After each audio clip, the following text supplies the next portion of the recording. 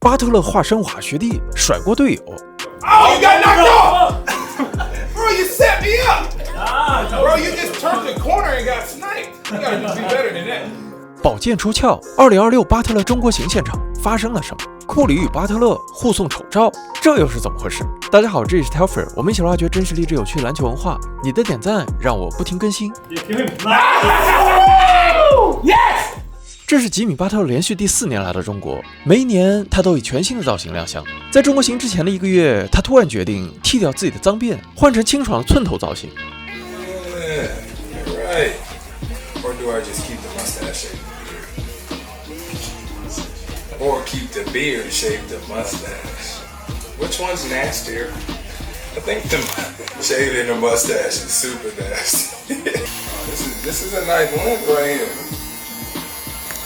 I'm back. Yeah, my hair all cut. You want to cut your hair like that? No. 当然，他自己也不知道怎么做出的决定，一切仿佛都是顺其自然。You never know what I'm thinking on any given day when it comes to what I want to eat, what kind of music I'm listening to, what I'm going to do with my hair. And I don't know, a couple weeks ago I just woke up and I was like, you know what? I'm going to cut my hair off. And that's what it was. Now, in about 2 to 3 months, it'll be back, and then I'll start the shenanigans up again. But I just thought it was time for something new. 寸头的造型让我想起了巴特勒在马奎特大学的3年时光。如果你对他的大学生涯感兴趣，欢迎去看看我去年拷打他的这期视频。公益项目一直是巴特勒中国行的重要组成部分。2023年，他就曾去过贵州村毕业的发源地台江县台盘村，成为了历史上第1位造访村毕业的 NBA 球员。而今年，巴特勒中国行的第一站定在了四川大凉山。经过了3小时的动车和1小时的颠簸山路，我们终于到达凉山州德昌县慈大镇。在这里，巴特勒与李宁品牌一起捐赠了一所公益球场，在球场的中心印有巴特勒的个人 logo。现场的凉山小球员们迫不及待上场体验全新的球场。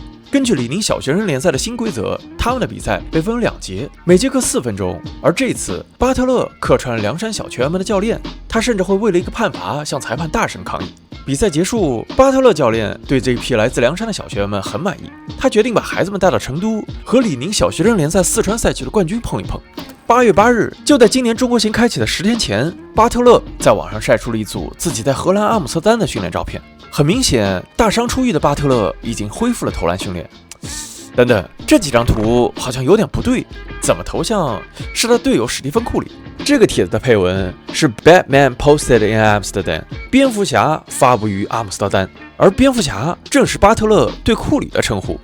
When I'm on a team, but I know that every team has a chance to step on the team. So I get to play Robin. That's my Batman, and I don't know who else is. You got all the villains over there, Two-Face and Joker and Riddler, everybody else in the Western Conference. But we got a lot of games. 显然，这是一次巴特勒对库里的恶搞。很快，库里也做出了自己的回应。就在巴特勒新鞋发布当天，库里将自己的 Instagram 头像 P 成了吉米·巴特勒的照片，而图中巴特勒的脚上正是即将发布的巴特勒5代。巴特勒亲自转发了这张截图，并告诉大家这是个冒牌货，这并不是罗宾本人。我很好奇这次的互动是不是2人提前商量好的。 No, unfortunately, I had no idea that it was going to do that. I guess it's, I don't know, us working on our Photoshop skills. I think my Photoshop skills are a little bit better than his, by the way. But to each their own.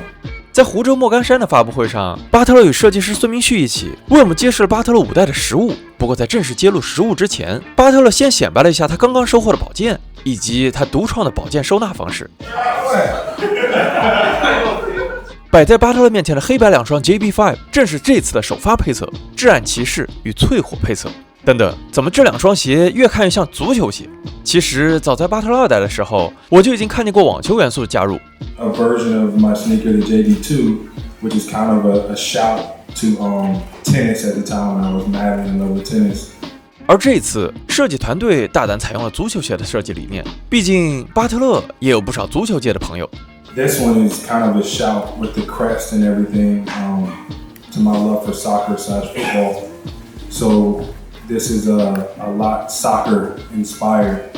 And as far as the wear goes, I feel so comfortable and confident in this sneaker. And yes, I've been 当然，除了首发的2款配色之外，在现场我还见到了几双更像足球鞋的配色。说到颜色，这次巴特勒在苏州中心李宁店铺学会了新的中文单词“红色”。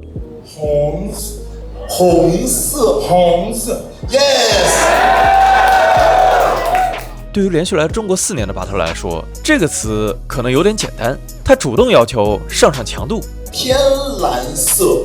天蓝色 Blue color. All right. Yeah. 等等，你怎么还学会认字了？ Yeah, this is a unit. Jimmy Butler. 等一下 ，Wait a minute， 错了。Lucky Rice. Jimmy. Lucky Rice. 又错了。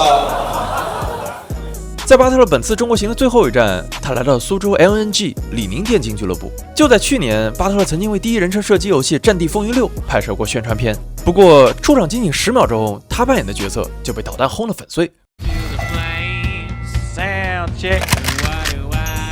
Okay, boys, we're here to do one thing.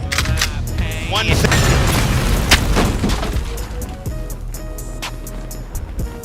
这次在 LNG 俱乐部，巴特勒从零开始学习了无畏契约。